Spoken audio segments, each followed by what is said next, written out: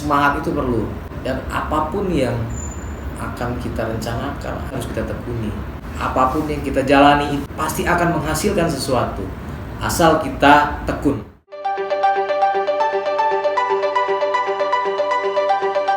Di kalangan pengusaha konstruksi, nama Rama Apriditya Ali tentu tak asing lagi, sebab sejak muda, pria kelahiran tanggal 1 April tahun 1988 itu telah berkecimpung di dunia konstruksi. Bahkan kini Rama menjabat Ketua Asosiasi Perkumpulan Pelaksana Konstruksi Nasional atau Aspeknas Kabupaten Lampung Selatan. Usahanya tersebut dimulai Rama dari nol. Ya, pasca sang ayah wafat, Rama harus mandiri, membiayai kuliahnya sendiri karena tak mau menyusahkan sang ibu. Pahit manis merintis usaha di bidang konstruksi telah dirasakan oleh pria kelahiran kota Bandar Lampung itu. Berbekal semangat juang yang tinggi, Rama pun mendapat buah dari usahanya. Selain di Aspeknas, Rama juga menjabat sebagai Ketua Organisasi Burung Kicau di Provinsi Lampung dengan nama Komunitas B16. Organisasi itu telah banyak menorehkan prestasi. Berbagai kegiatan lomba telah digelar di bawah kepemimpinan Rama. Sejak 2020 lalu, Rama mulai menginjakan kaki di partai politik. Dia pun dipercaya sebagai bendahara AMPG Lampung, sekaligus wakil sekretaris DPD 1 Partai Golkar di provinsi setempat. Berbekal pengalaman, relasi, dan tentunya ekonomi yang cukup mumpuni, Rama pun terus berkarya di berbagai bidang. Bahkan dia siap memberi warna di eksekutif kota Bandar Lampung.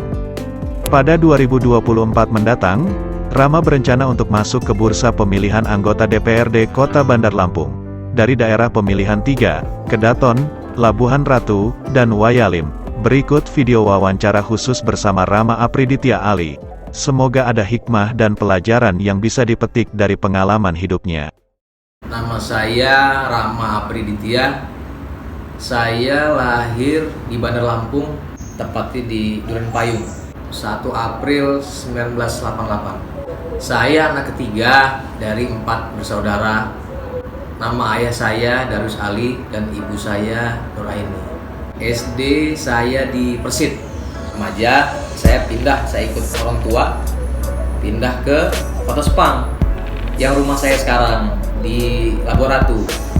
Melanjut ke jenjang berikutnya SMP Al-Kausar dan SMA Al-Kausar. SMP itu lulus 2003. SMA saya lulus 2006.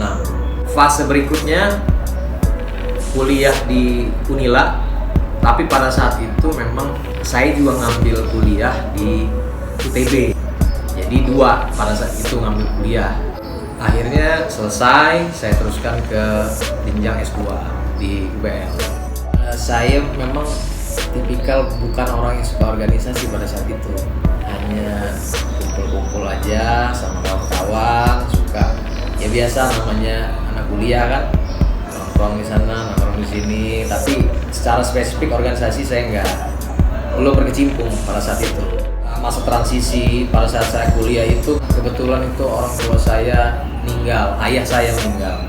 Saya mungkin udah menjadi tuntutan diri sendiri, kita harus mandiri pada saat itu.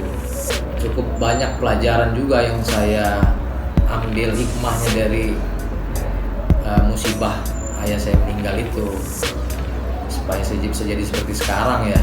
Kalau dulu itu dibilang kita itu anak manja kali ya.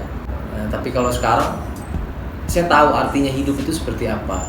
Saran untuk kaum milenial, anak-anak, kawan rekan-rekan kita lah, semangat itu perlu, dan apapun yang akan kita rencanakan, apakah itu kegiatan, apakah itu organisasi, harus kita tekuni. Apapun yang kita jalani itu dia pasti akan menghasilkan sesuatu, asal kita tekun. Ayah dan keluarga besar ini rata-rata birokrat.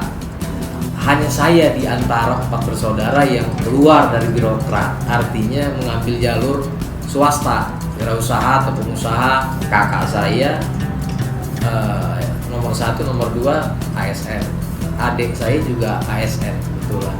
Cuma saya nih yang bergeraknya beda, keluar jalur nih dari keluarga. Semenjak meninggal orang tua itu, jadi kita ya bahasanya anak sekarang ini tumbur sana tumbur sini aja. Jadi memang takdir itu yang datang sendiri, dan makanya saya juga nggak pernah berhayal saya mau jadi kontraktor, mau jadi apa, mau ikut organisasi sana sini, itu enggak. Tapi pada saat itu ada satu hal yang saya anggap itu positif dalam dunia organisasi, dalam dunia usaha atau apapun. Jadi yang saya ambil itu semua itu bermuaranya silaturahmi. Silaturahmi itu bisa membuka jaringan, bisa membuka wawasan. Jadi banyak hal yang saya dapat setelah masa transisi itu. Dulu saya pernah, waktu pertama kali itu sambil menjalankan kuliah itu saya kerja di Samsat pada saat itu. Saya mungkin dunia saya nggak di sini, jiwanya itu beda. Nah mungkin karena nggak terbiasa di kantor, mungkin biasa mobile, jadi saya ambil jalur kontraktor. Karena memang tuntutan juga, karena kan kita kuliah, ya semua itu kan harus kita biayai sendiri ya, harus berpikir cepat, nggak bisa leyeh-leyeh lah bahasanya zaman sekarang.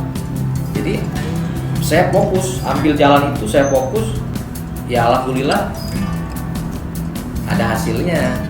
Itu pasca SMA masuk pas kuliah, zaman kuliah harus mandiri, karena kita nggak boleh lah misalkan ibu pada saat itu saya berpikir boro-boro kita mau nyenengin orang tua,